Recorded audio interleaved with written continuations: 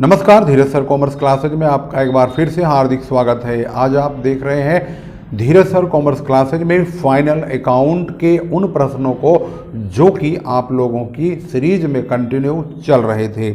इस सीरीज में हम क्वेश्चन नंबर 14 तक की वीडियो आप लोगों को दे चुके हैं। जो स्टूडेंट नए हैं वे इस चैनल को जरूर सब्सक्राइब कर लें, क्योंकि अकाउंट की तमाम वीडियो इस चैनल पर कंटिन्यू अपलोड हो रही हैं। आज की सीरीज में फाइनल अकाउंट है, यानी अंतिम खाते क्लास 11 यानी कक्षा 11 के विद्यार्थियों के लिए यह सब्जेक्ट और चैप्टर बहुत ही महत्वपूर्ण है। रीडर्स चॉइस की ये बुक है और इसमें प्रश्न संख्या 15 अब आपके सामने सॉल्व होने चल रहा है। और इसमें इसके जो वीडियो 14 तक की हैं, 1 से लेकर 14 तक की जो वीडियो है वो यूट्यूब पर ऑलरेडी अवेलेबल है। प्लेलिस्ट का प्रयोग करके आप लोग आसानी से उसको देख सकते हैं। जो स्टूडेंट इस चैनल पर नए हैं वे इस चैनल को जरूर सब्सक्राइब करें और अकाउंट से संबंधित तमाम वीडियोज की अपडेट्स कंटिन्यू लेते रहें। चलिए समय न गंवाते हुए क्वेश्चन नंबर 15 को शुरू करते हैं। अगर आप ध्यान से देखेंगे तो क्वेश्चन नंबर 15 से पहले यानी इस चैप्टर में हम समायोजनाओं वाले सारे सवाल कर रहे हैं। इसमें यह एक ट्रायल बैलेंस हमारे सामने दिया गया है डेबिट क्रेडिट के रूप में, और इसका जो टोटल है वो यहाँ पर किया हुआ है।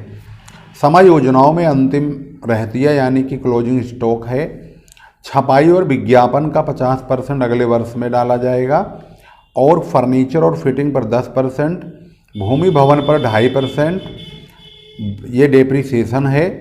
अशोध ऋण के लिए यानी अशोध ऋण संचित देनदारों की रकम पर 5% की दर से रखी जाएगी, और छूट संचित देनदार और लेनदार दोनों की रकमों पर अलग अलग 2% की दर से रखी जाएगी। बीमे की रकम 200 रुपये अगले वर्ष के लिए पेशगी दी गई है। वेतन के 500 रुपये और ढुलाई के 100 रुपये देने बाकी है।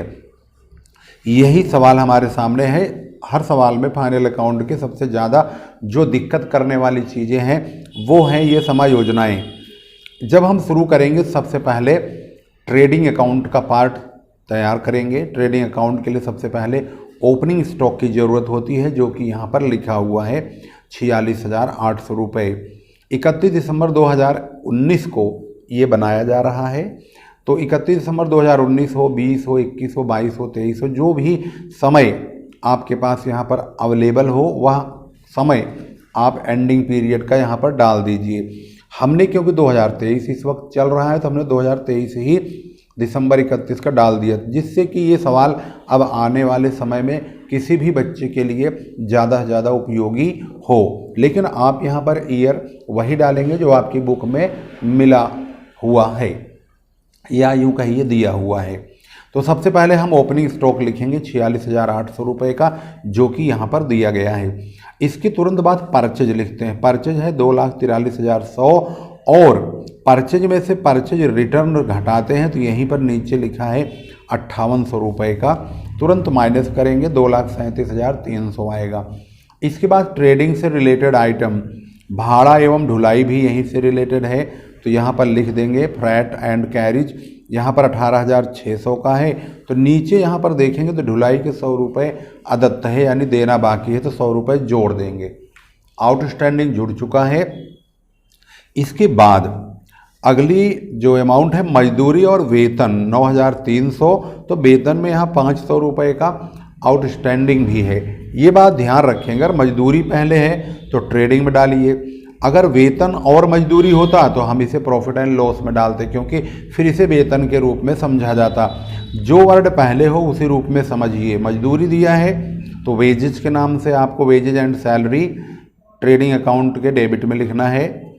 अब इससे जो समायोजना रिलेटेड होगी या तो मजदूरी से हो सकती है या वेतन से, तो यहीं पर इसको ऐड करेंगे। जैसे वेतन यहाँ 500 है तो वेतन और मजदूरी 9,300 में 500 जोड़ के 9,800 लिख देंगे। कुछ बच्चे इसको क्या करेंगे कि मजदूरी और वेतन है तो वो कंफ्यूज हो जाते हैं और 9,300 यहाँ लिख देंगे ट्रेडिंग में और 9,300 ले जाके प्रॉफिट एंड लॉस में भी डाल देंगे, क्योंकि उनको लगता है कि मजदूरी और वेतन दो नाम है तो ये रकम दो जगह लिखी जाएगी। ऐसा नहीं है।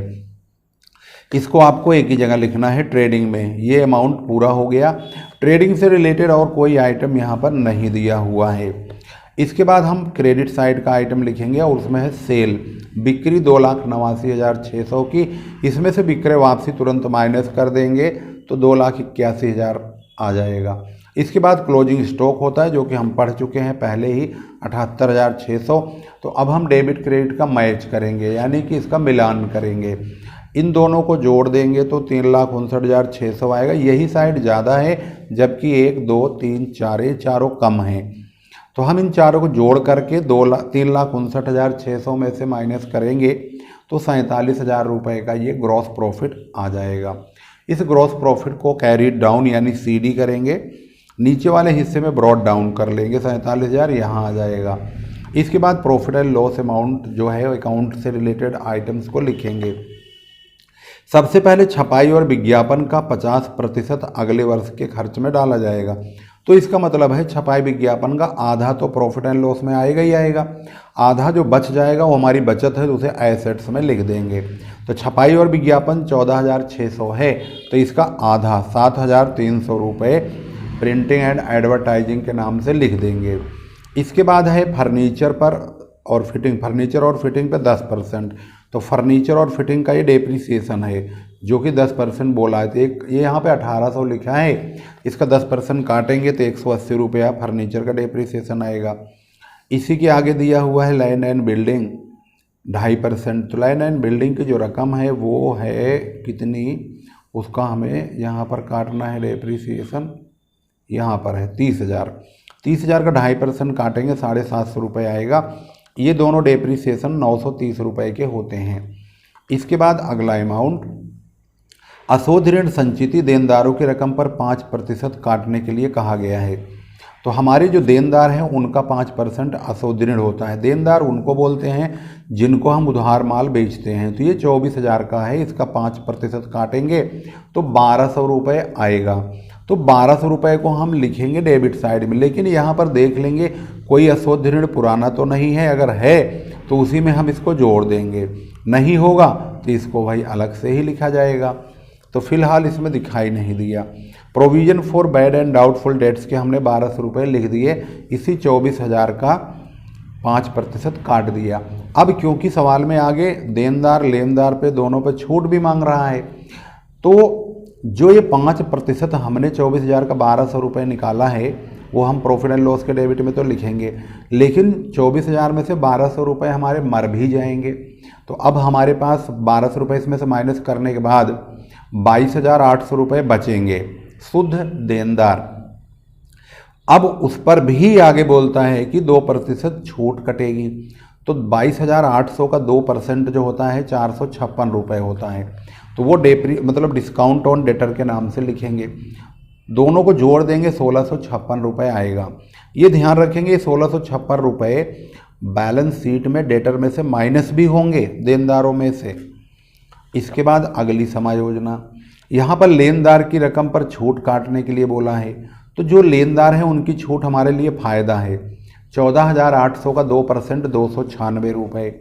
इसको हम क्रेडिट साइड में लिखेंगे बाय डिस्काउंट ऑन क्रेडिटर्स के नाम से। इसके बाद अगली समायोजना,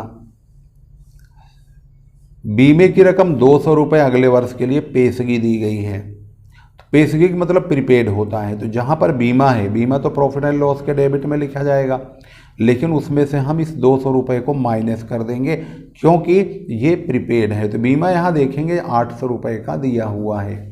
तो हम यहाँ पर 800 रुपये जब लिखेंगे तो 200 रुपये प्रीपेड का माइनस कर देंगे, 600 रुपये लिख देंगे। अब हमारी सारी समायोजनाएं पूरी हो गई क्योंकि ये दोनों तो वैसे ही ट्रेडिंग में आ चुकी हैं। अब देखेंगे कौन से खर्चे बचे हैं, तो शुरू से लेकर के स्टार्ट करेंगे और एक एक करके सारे खर्चों पर फोकस करेंगे कौन से खर्चे अभी बचे हुए हैं। तो यहाँ से देखने पर पता चलता है कि रेंट एंड टैक्स 5700 और बैंक ऋण का ब्याज भी 20,000 का 6% से 1,200 रुपये होता है। तो पहले हम रेंट एंड टैक्स लिखेंगे 5700 का, ये लिख दिया। इसके बाद इंटरेस्ट, ये जो इंटरेस्ट नीचे दिया है 900 रुपये, लेकिन ये 20,000 का 6% 1,200 रुपये होता है। तो इसका मतलब है ये जो ब्याज है ये 1200 रुपया होना चाहिए, परंतु यहाँ पर 900 ही लिखा है, तो हम 900 में 300 जोड़ के इसे 1200 पूरा बना देंगे। इसके बाद छपाई विज्ञापन का प्रोग्राम तो हो ही गया पहले ही। विनियोगों पर आए 250 रुपये, ये हमारी इनकम है, इसको क्रेडिट साइड में डाल देंगे, बाई इनकम फ्रॉम इन्वेस्टमेंट। इसके बाद अगला अमाउंट जो खर्चे हैं उन्हें लिखना है। छूट प्राप्त 3690 रुपये, ये हमारी रकम प्राप्त हुई है, क्रेडिट साइड में आएगा, डिस्काउंट रिसीव्ड के नाम से लिखेंगे। इसके बाद और छूट दी गई, यहाँ पर डिस्काउंट का पेमेंट भी हुआ है, मतलब कि छूट दी गई है तो हमारा नुकसान हो गया 7340, इसे डेबिट साइड में लिखेंगे टू डिस्काउंट के नाम से। इसके बाद और खर्चा कौन सा बच रहा, विविध व्यय सन्ड्री एक्सपेंसेज 3610 रुपये का, ये भी हो गया। इसके बाद खर्चा कौन सा है, ट्रैवलिंग एक्सपेंसेज 2630, पोस्टेज और स्टेशनरी 870 रुपये, इसको यहाँ लिखेंगे। ट्रैवलिंग एक्सपेंसेज 2630 रुपये का और पोस्टेज स्टेशनरी 870 का। और अब हमारा जो यहाँ पर खर्चे वाली बात है तो ख़त्म हो गया। अब हम डेबिट क्रेडिट का डिफरेंस चेक करेंगे, तो हमारा जो क्रेडिट साइड है यही ज़्यादा है, 47,296, 250, 3690 जोड़ देंगे 3690 तक की अमाउंट को, तो हमारा जो टोटल है वो 51,236 आएगा, यानी कि 51,236, यही ज़्यादा है, इसी को यहाँ और यहाँ लिख देंगे। और डेबिट साइड को 1 2 3 4 5 6 7 8 और 9 और 10, ये जो है 10 यहाँ तक होता है, तो 10 रकम यहाँ तक की रकम को जोड़ करके हम 51,236 में से घटा देंगे, तो हमें 19,400 रुपये का नेट प्रॉफिट प्राप्त हो जाएगा। आप इसको ज़रूर जोड़ा कीजिए, जो हम सवाल कराते हैं उसको आप कैलकुलेटर से या मैनुअली आप इसको टोटल ज़रूर किया कीजिए। तो यहाँ पर आप देख रहे हैं नेट प्रॉफिट यहाँ पर पूरी तरह से आ चुका है। अब हम बनाएंगे बैलेंस शीट, तो बैलेंस शीट अब आपके सामने मौजूद है। 31 दिसंबर 2023 हमने अपनी तरफ से 2023 डाला है, जिससे सवाल का फ़ायदा आगे भी लिया जा सके, लेकिन आप लोग यह ईयर वही डालिए जो आपको यहाँ पर सवाल में दिया जाता है। अगर कोई भी टाइम नहीं दिया है तो एज ऑन यहाँ पर डाल के डॉट डॉट कर दीजिए। भाई डॉट डॉट कर देंगे तो इसका मतलब है कि आपको पता है कि यहाँ ईयर डाला जाएगा, परंतु क्योंकि ईयर दिया नहीं है तो इसलिए आपने लिखा नहीं है। इसके बाद हम बनाते हैं बैलेंस शीट। बैलेंस शीट में फॉर्मेट तो आपको पता ही है। अब इस फॉर्मेट के मुताबिक सबसे पहले पूंजी लिखेंगे जो कि इसमें दिया हुआ है। पूंजी है 10 80 90, यानी 1,08,090। इसमें हम नेट प्रॉफिट यही जो 19,400 आया हुआ है, यहाँ पर भी हमने निकाल भी लिया है, इसे जोड़ेंगे तो 1,27,490 आएगा। इसमें अगर पूंजी का ब्याज होता तो हम उसे जोड़ते, परंतु दिया नहीं, हमने डैश मार दिया, लेकिन आप लोगों को जोड़ना चाहिए, ये मेमोरी में आपको डालने के लिए हमने यहाँ लिख दिया। ड्राइंग को घटाते हैं तो ड्राइंग की रकम आहरण बोलते हैं, तो आहरण भाई कहाँ लिखा हुआ है पूरे में चेक कर लिया कीजिए, अगर जहाँ मिल जाए वहाँ से इसको लिख दीजिए। लास्ट में लिखा है एकदम एंड में 10,000 रुपये, 10,000 माइनस हो गया, 1,17,490 आ गया। अब हम देखते हैं और कौन सी रकम आती है। बैंक लोन आता है, तो बैंक लोन यहाँ 20,000 का है। हमने इसका आउटस्टैंडिंग का ब्याज भी निकाला था 6%, इसका 20,000 का 1,200 रुपये, तो 900 में हमने 300 आउटस्टैंडिंग जोड़ा था, इस वजह से ये 1,200 हो गया था। तो वो जो 300 रुपये हमने एक्स्ट्रा जोड़ा था वो 300 हमारी आउटस्टैंडिंग है। तो बैंक लोन 20,000 का, 300 का ब्याज, 20,300 रुपये हो जाएगा। इसके बाद हमारे लेनदार आउटस्टैंडिंग एक्सपेंसेज ये सब आते हैं। तो लेनदार तो ये दिया है 14,800 रुपये, इसका हमने यहाँ पे 2% छूट भी कटवाया था, तो 14,800 का 296 रुपये की छूट था, वो कट जाएगा 296, तो 14,504 रुपये लिख देंगे।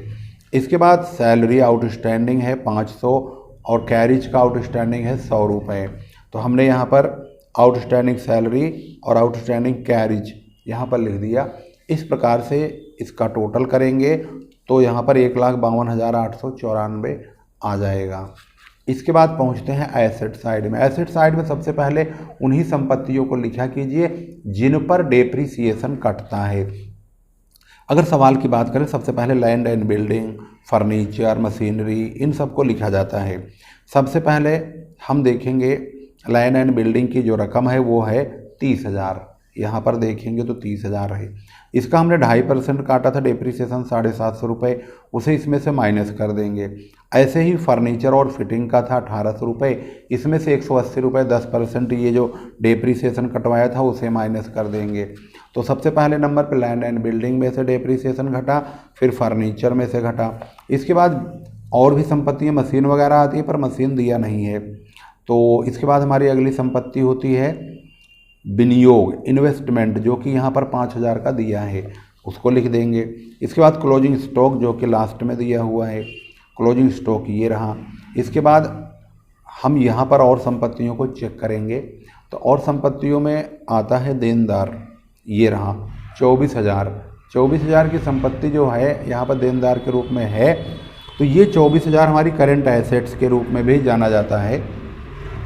तो 24,000 में से हम इसके 2 प्रकार से हमने इसका जो है, एक तो बैड डेट्स का 5% से और 2% का छूट भी काटा था। इन दोनों की जो रकम थी वो हमारी यहाँ पर देखेंगे तो 1200 और 456 थी। तो हम देनदारों में से 24,000 में से 1200 और 456 प्रोविजन फॉर बैड डेट्स और डिस्काउंट के नाम से घटा देंगे, तो 22,344 आ जाएगा। इसके बाद हमारी संपत्तियों में बैंक, कैश, प्रीपेड ये सब आते हैं। तो बैंक, कैश, तो बैंक ये रहा 8200, कैश तो नहीं है 380 रुपये का कैश भी है। तो बैंक ये रहा, कैश ये रहा। बाकी प्रीपेड एक्सपेंसेज देखेंगे तो यहाँ पर इंश्योरेंस का है 200 रुपये का, इसको लिख देंगे प्रीपेड इंश्योरेंस। एक एडवर्टाइजमेंट का पैसा 14,600 है, इसका 50% हमने बोला था शुरू में ही कि प्रॉफिट एंड लॉस के डेबिट में, बाकी एसेट्स में। तो भाई ये रहा 50% लिख के, बाकी यहाँ पर लिखेंगे 7300 रुपये। 14,600 है ये, इसका आधा यानी 50% हमने प्रॉफिट एंड लॉस में डाला और आधा यहाँ डाल दिया। इसका टोटल करेंगे 29,250 से शुरू करेंगे और लास्ट तक आएंगे तो 1,52,894 आएगा। इस प्रकार से दोनों तरफ का जो टोटल है वो इक्वल आ गया है। तो यहाँ पर हमारी बैलेंस शीट पूरी तरह से मैच हो गई। तो सवाल की जो शुरुआत हुई है वो यहाँ से हुई है और यहाँ से हुई है, और स्टेप बाय स्टेप हम इसको इस प्रकार से कैलकुलेट करते हुए चले हैं और आखिरकार में हमने इसको समापन की ओर पहुँचा दिया है। वीडियो को जब भी देखा कीजिए लास्ट तक देखो, क्योंकि ये समय योजनाओं का चैप्टर चल रहा है। अगर आप इसमें बीच में ब्रेक कर करके देखेंगे ना, तो आपको समय योजनाओं के हिसाब से समझ में कुछ नहीं आएगा और फिर आपके दिमाग में भी कुछ नहीं आएगा। फिर आप कुछ जंपिंग करके स्किप कर करके देखेंगे तो क्या पल्ले पड़ रहा है, आप खुद ही सोच लो। आप अकाउंट पढ़ रहे हैं और अकाउंट में अगर आपने जंपिंग ऑर्डर में पढ़ा तो भाई साहब ये मान के चलो कि 0 नंबर आना है, क्योंकि आपका trading, profit and loss, balance sheet ये समायोजनाओं के हिसाब से बहुत खतरनाक होती हैं। अगर आपकी समायोजनाएं सही नहीं हैं तो आपको ये बहुत ही ज़्यादा नुकसानदायक साबित करा सकती हैं। इसलिए आप लोग जब भी सवाल कीजिए तो सवाल करते समय समायोजनाओं से संबंधित पहले पॉइंट्स को, सभी पॉइंट्स को बहुत ही दिमाग से अच्छी तरह से अपने माइंड में डाल लीजिए और पढ़ते समय एक बात नोटिस करिए कि कौन से अमाउंट, कौन सा आइटम ट्रेडिंग अकाउंट से रिलेटेड है और कौन कौन से item profit and loss account से रिलेटेड हैं, जिससे कि आपको ये पता लग जाए कि कितना अमाउंट हमें ट्रेडिंग से अटैच करना है और कौन कौन सी समायोजनाओं को प्रॉफिट एंड लॉस से अटैच करना है। जितनी भी समायोजनाएं होती हैं वो हमेशा 2 बार आती हैं, एक बार प्रॉफिट एंड लॉस अकाउंट या ट्रेडिंग में आती हैं, तो एक बार बैलेंस शीट में भी आती हैं। इस बात को भी ध्यान रखिए। तो इसी के साथ ही हमारा क्वेश्चन जो है 15 समाप्त हो गया है। वीडियो लास्ट तक देखने के लिए मैं इसलिए कहता हूं ताकि आप लोग, सवाल करना आपका मकसद नहीं है, सिलेबस पूरा होना मकसद नहीं है। सिलेबस पूरा होना और समझ में आना, दोनों में बहुत अंतर है। आप लोगों ने देखा भी होगा, बहुत सारे टीचर लोग हैं जो अपना सिलेबस करवाने से ही इंटरेस्ट रखते हैं और उन बच्चों की समझ में क्या है क्या नहीं पता नहीं लगता। बोर्ड पर धक धक सवाल होने लगता है और बच्चे छापने लगते हैं। अब बच्चे जब उसको स्वयं क्वेश्चन करना शुरू करते हैं, पता चलता है उनको कोई भी समायोजना उनके दिमाग में नहीं घुस रही है। तो मैं यही कहना चाहूँगा कि जो भी आप समझिए, पहली रकम तो आप बुक में मिलाइए, कॉपी में मिलाइए या बोर्ड पर मिलाइए, उसके बाद उस रकम को बुक से भी मिलाइए। दोनों जगह जब वो मैच हो जाएगी तब समझ लीजिए कि आप जान गए हैं कि वह रकम किस प्रकार से अटैच की गई है। फिर मिलते हैं अगली वीडियो में, तब तक के लिए नमस्कार, जय हिंद, जय भारत।